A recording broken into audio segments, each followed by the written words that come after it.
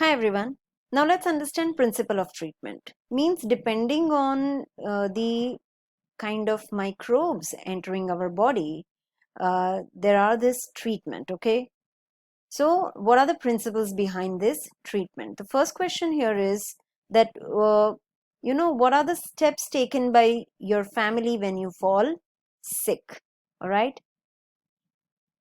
So what are the steps taken by your family when you fall sick?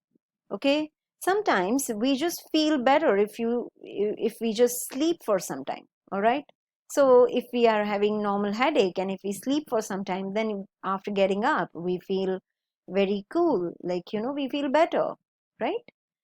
And when does the treatment involve medicine? And when it happens that we don't feel good or we don't feel better and we have to take medicine.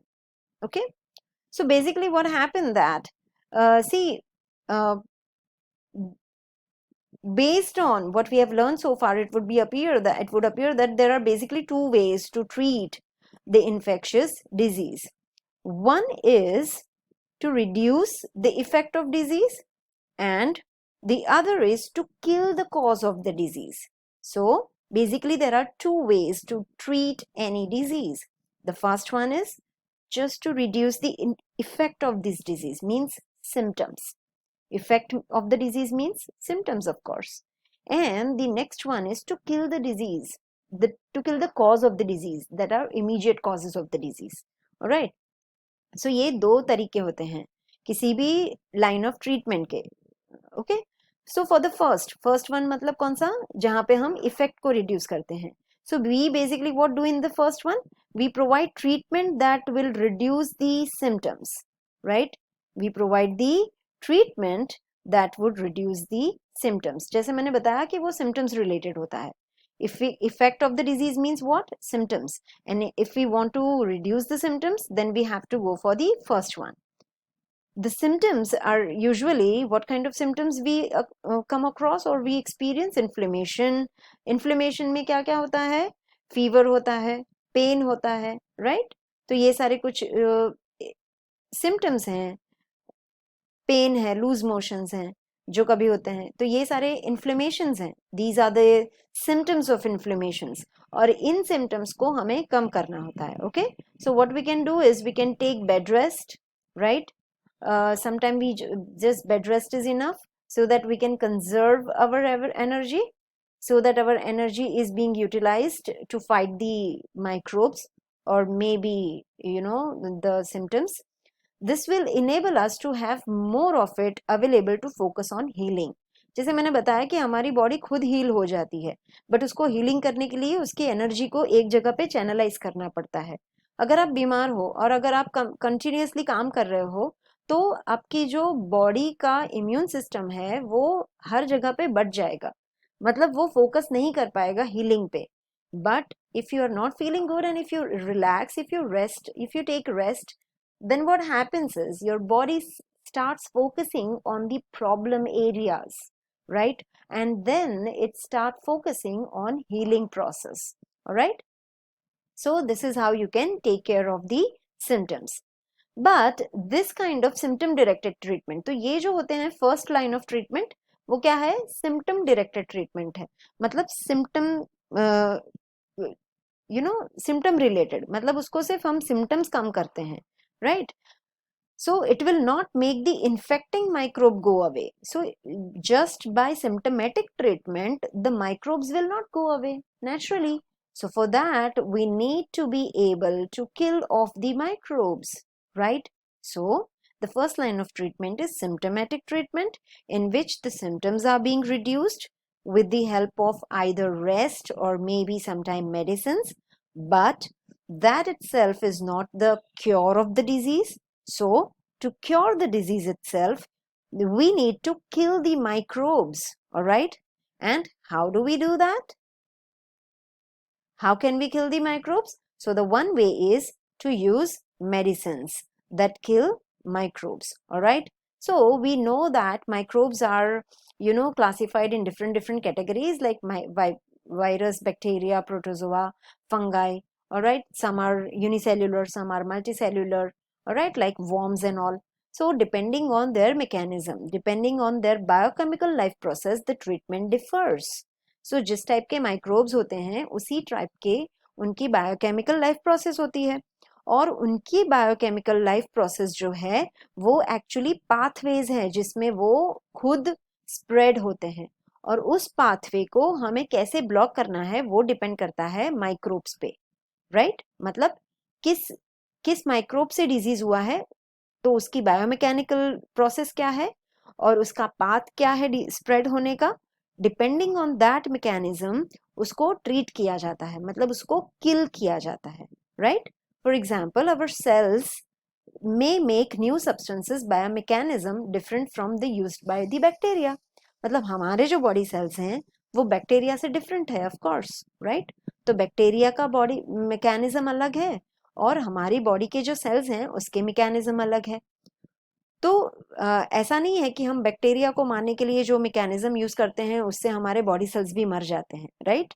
सो ये एक इस तरह से हम doctors decide करते हैं line of treatment depending on the microbes.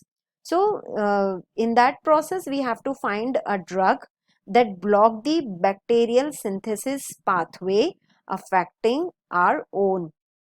मतलब उस पे डिपेंड करता है कि पाथवे को, बैक्टीरियल पाथवे को कैसे ब्लॉक किया जाए, तो उस हिसाब से डॉक्टर ड्रग डिसाइड करते हैं, right?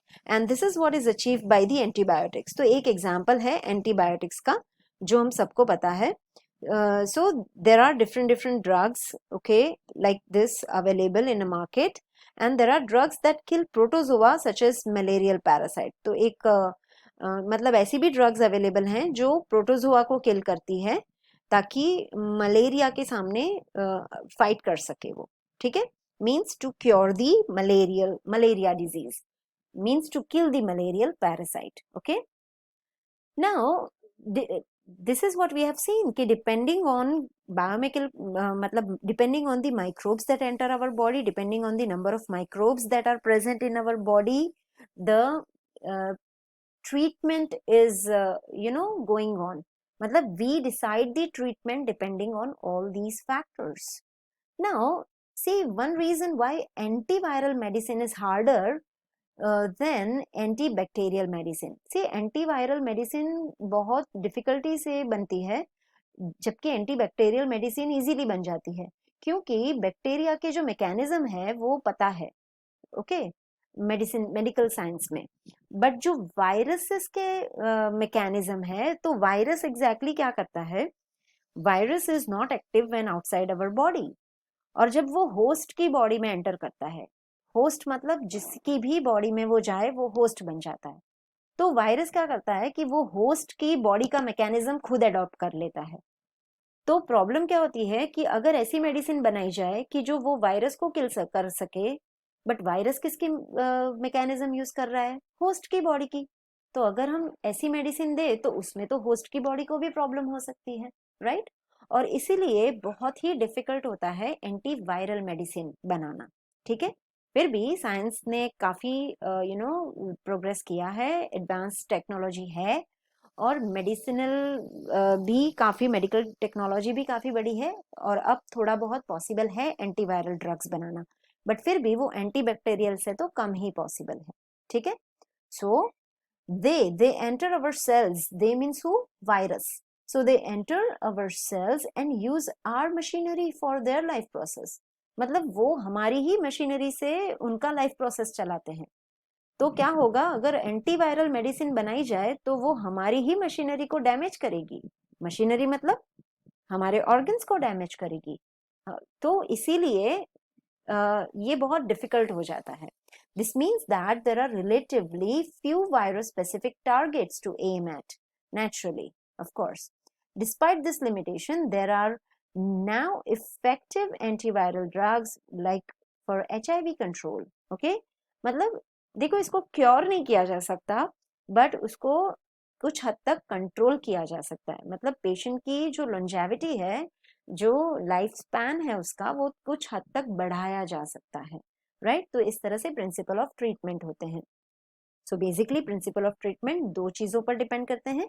One is symptomatic treatment, the other one is kill the microbe, means cause of the disease itself. जो सिम्टोमेटिक ट्रीटमेंट है उसमें सिर्फ सिम्टम्स कम होते हैं, राइट? जैसे आपने नोटिस किया होगा कि जब आपको बुखार आता है, वायरल इन्फेक्शन है और बुखार है, तो डॉक्टर बोलेगा कि कम से कम 3 दिन तो आपको रिकवर होने में लगेंगे। मतलब 3 और 4 डेज तक आपको आपके सिम्टम्स कम होते रहेंगे, बट फिर भी आप दवाई लोगे तो तब तक कम हो जाएंगे सिम्टम्स, फिर से बुखार आता है आपको। तो ये क्यों होता है? क्योंकि ये सिम्टोमेटिक है, राइट?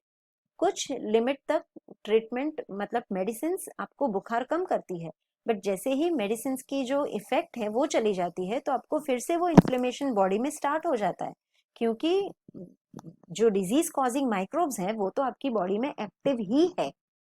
बट ये 3 दिन जो है, ड्यूरिंग दोज 3-4 डेज आपकी इम्यून सिस्टम उससे फाइट करती है और फिर वो माइक्रोब्स को इट किल्स द माइक्रोब्स। हमारी इम्यून सिस्टम माइक्रोब्स को किल कर देती है और फिर हमें अच्छा लगने लगता है थोड़ा थोड़ा, क्योंकि अभी जो डिजीज कॉजिंग माइक्रोब्स हैं, पैथोजेंस हैं, वो हमारी बॉडी में नहीं है। और इसीलिए हमें ऐसा लगता है कि 3-4 दिन लगे मुझे ठीक होने में, right? Because 3-4 days we need to give to the immune system to fight against disease causing germs, right? अगर हम टाइम नहीं देंगे हमारी हीलिंग पावर को उससे फाइट करने को, तो वो फाइट नहीं कर सकेगा। And during this treatment, during this time of recovery, हमें ज्यादा बुखार ना आए और हम थोड़ा रेस्ट फील करें, इसीलिए कुछ सिम्टोमेटिक ट्रीटमेंट की जाती है जिससे हमारा बुखार थोड़ा कंट्रोल में आ जाए, राइट? सो इस तरह से symptomatic treatment and killing the cause of the disease, they both are different line of treatment, and on this principle our doctor works.